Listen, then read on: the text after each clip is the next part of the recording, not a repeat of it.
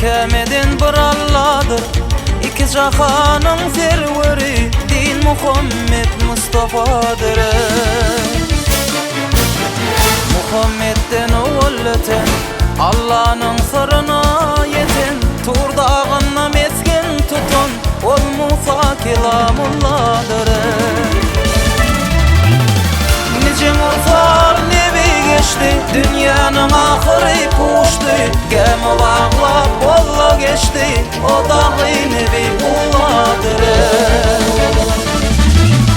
Ebu Bekir Ömer Osman Ali, birinden sen Ali, Kabe şehrinde bin Ali, İbrahim Halilullah'dır.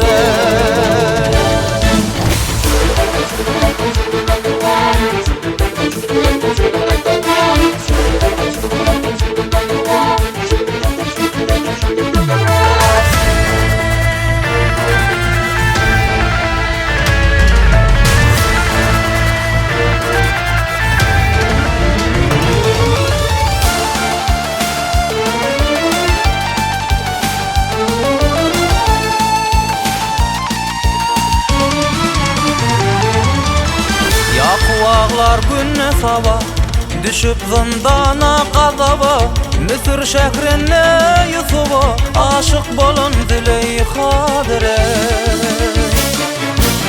Çün topraktan bolmuş Ali, İsrafil furuna bağlı, Davud peygamberin oğlu, ol Süleyman padişadır. Hak'tan dilerler ömrü, tevekkül kılmışdır yari, hak getirse Zülfikari, din kuvvati murtadadır. Güzel Allah'a nazar salın, Meryem'in mehrinle kalın, dört kitabın birin alın, ol İsa bir Ruhullah'dır.